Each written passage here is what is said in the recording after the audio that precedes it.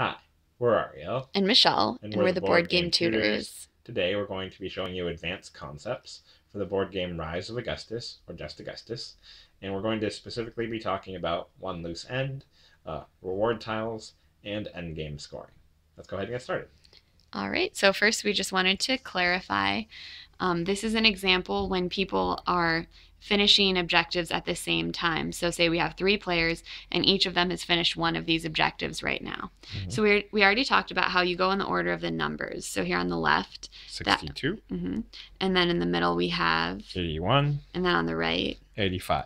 So this is the order that they would be completed during the completion round. And obviously these are 3 separate players. They're right next to each other for illustrative purposes, but these are 3 separate players. Right. So first the player with that number 62 objective would finish theirs. So they would take their soldiers off, they would check for a special ability, and there isn't one on this card, and then they would choose a new objective to be working on. So then they would put this in their completed objective area.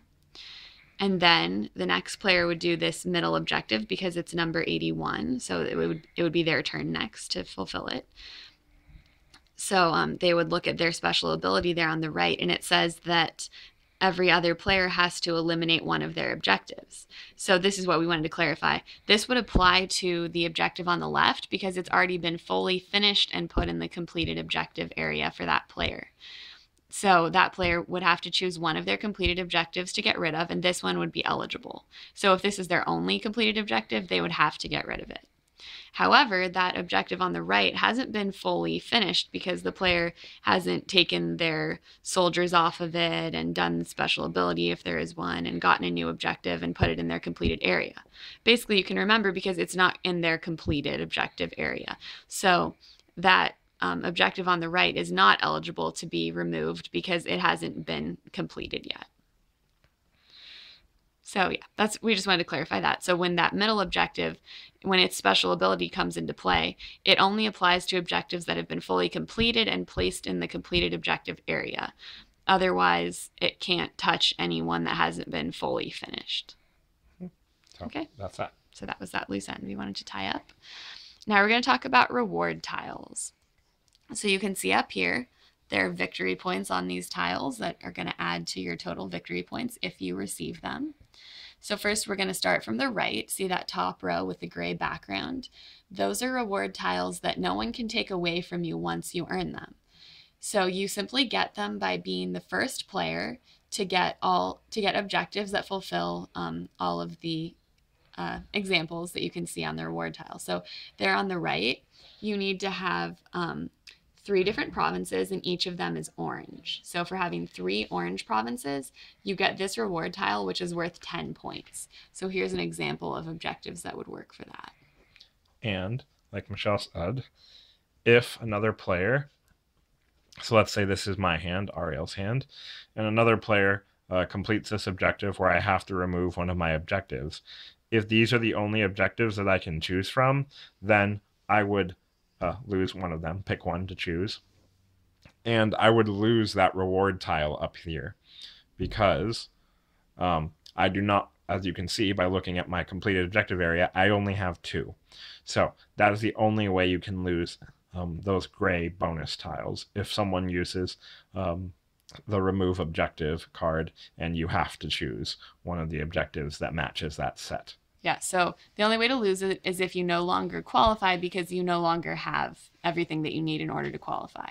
But otherwise, you're just going to take that reward tile and put it in front of you because you meet the requirements and you were the first person to do so. And they can't be taken away. The next person to meet that same requirement, they still can't take it from you because they weren't first. So now we're going to talk about that 8-point tile up there. You get that for having 3 of the purple or pink, whatever color that is, 3 of those provinces. So here you can see an example of that. So if you're the first person to get 3 of these, you take that reward tile, put it in front of you, and you now have 8 victory points for the end of the game. Then in the middle of these gray tiles, you get 6 victory points for having 1 of each type of thing. So this has, if you have an orange province, a green province, a purple province, and a senator, then you get this reward tile for having 6. You get 6 victory points for having 1 of each of those things. And obviously you have to have 1 of each. You can't be missing any of those. So you just have to make sure that you have all those requirements. So then if you have 3 green provinces are more common in the deck, so you don't get as many points. You get 4 victory points, as you can see on that tile. So looking down here, that's an example of that. 1, 2, 3.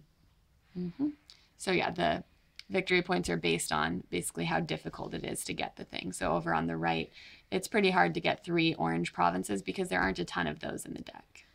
So you get more points for that. And the last set. So finally, if you have 3 senators and you're the first person to do that, then you're going to get to take that reward tile with 2 victory points on it. So here are 3 senators. And that's not too difficult because there are quite a few senators in the deck. Let's go to the left side of the board of reward tiles. So these ones are for having the most wheat or the most gold.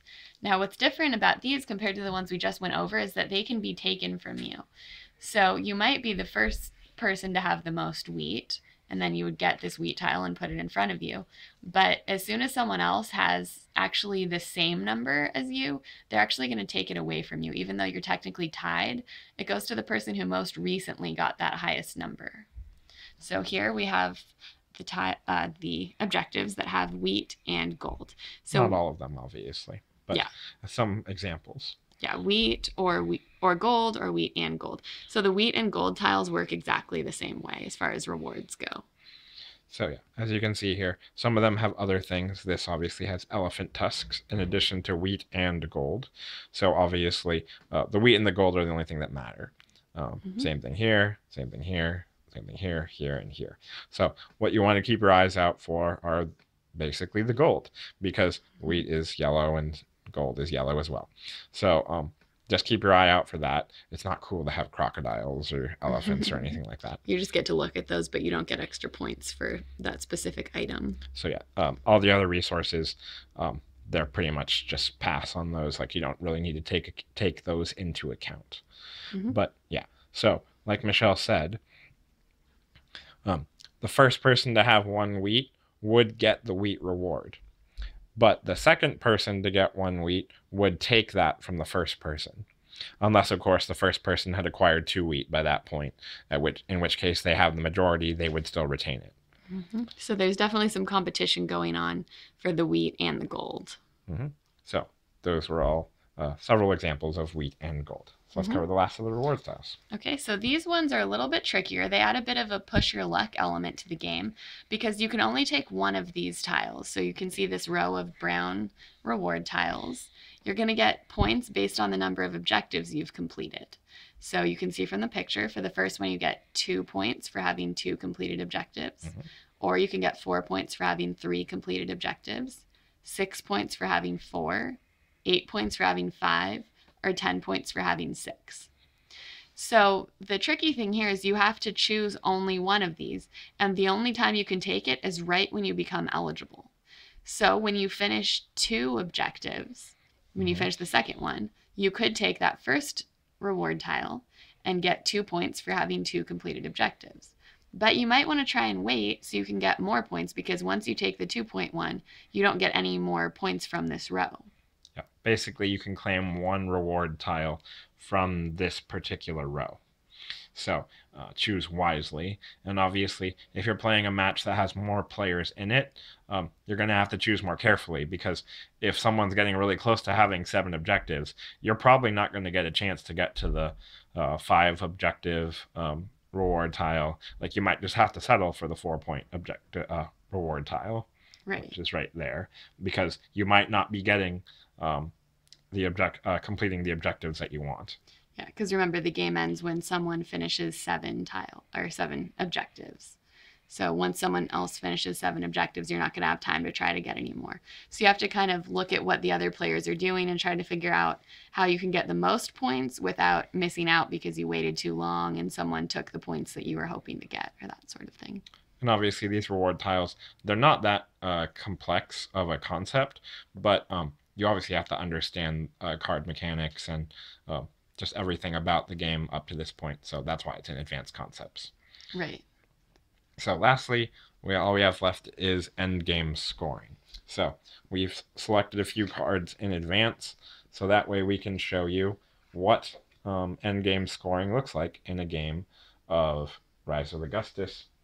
As you can see, here is the tab, the Pad. the pad that shows you.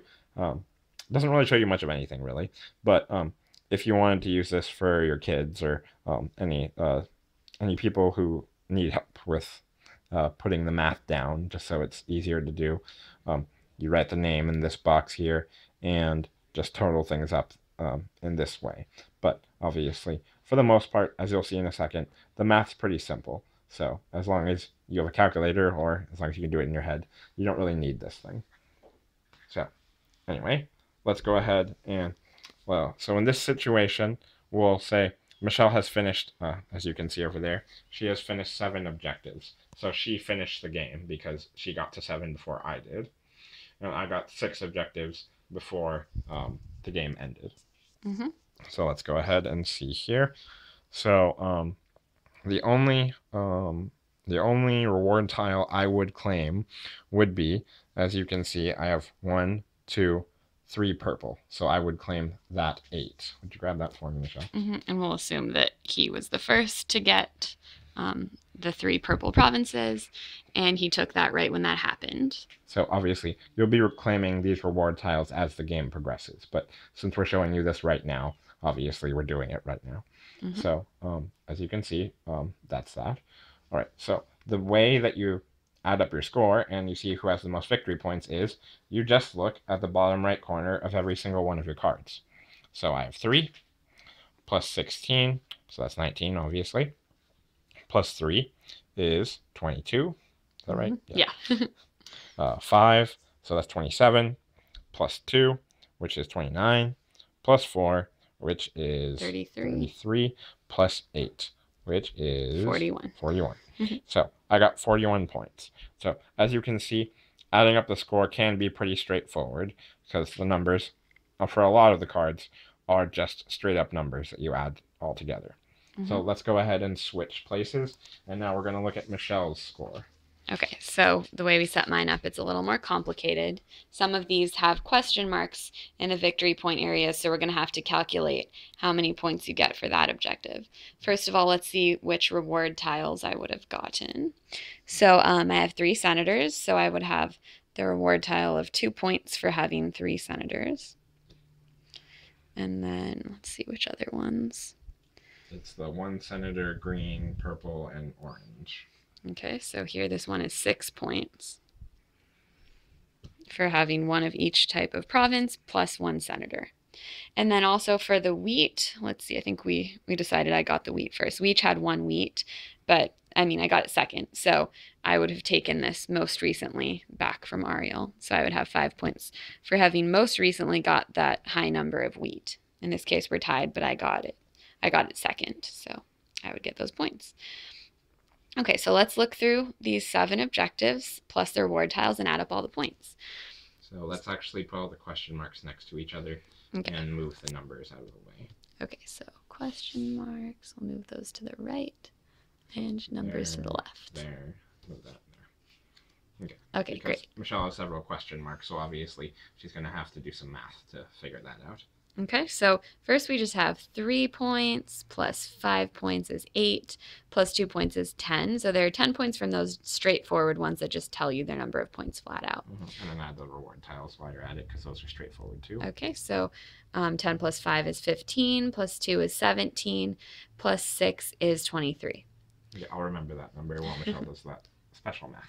Okay, so then here for this senator, he's going to give us 5 victory points for each red background special ability that we have. So looking over here, there was 1 here and 1 here. So there's exactly 2. And so 2 times that 5 points is 10 points. So we had 23 before, now we have 33. Okay, so then here, this is going to give you 4 victory points for each dagger symbol that you have on a completed objective. So let's look at all our completed objectives. None there. Here we have 1 dagger symbol. None here. The second one we have is here. And the third one we have is here. So 3 times 4, we get 12 victory points for this objective. And you can only have 20 maximum. Yes, so we didn't exceed that, so we don't have to worry about that. So how many points was that again? 12. 12 So 33 plus 12. is 45. Yeah. Okay. So obviously you can see why you might decide to go ahead and write this down. You're not normally going to have this many question marks, though. We chose a hard example just for this purpose of this video. Exactly. Okay, so then here you get 4 victory points for each purple province that you have. So let's look back again over our completed objectives. Not here, not here, not here, not here, not here. Okay, so that was the only purple province. So we get 4 points for it. You still count this card because it's a purple province. So that would be 49 then. And then finally here, we're going to get 2 victory points for every senator that we have. So we already noticed that we had the reward tile for having 3 senators. So yeah, we have exactly 3 senators. So 3 times 2 is 6. 6 more points. So 49 plus 6 is 55. So this would be a really high scoring game for me, which is probably unlikely in real life. But yeah, so that is that. I don't remember my score off the top of my head. Yeah, I'm pretty sure mine was higher. Yeah, I'm pretty sure Michelle did. So anyway, we just rigged it that way. But so that's how you calculate the points. So you just look at all the straightforward victory point numbers, like on these ones, and then the ones with question marks, you just do that calculation to see how many you have of the thing that gives you points, and then multiply it and make sure you don't exceed the maximum. If you did exceed the maximum, you would just go down to that max number and not count anything higher than that. And then you just add all of the points on your reward tiles. So pretty straightforward. And obviously the maximum, zoom in here, if it has a maximum point value, it would tell you right here. Yeah. So here this says 20 max. So that doesn't mean you can use that 20 times. That means that's the maximum points that you can get from that card alone. Yeah, so the most dagger symbols you could benefit from is 5. 4 times 5 is 20. So that's everything. And yeah, so we hope you all enjoyed the content of this video. Please leave us your comments, your feedback, any questions or clarifications you might have.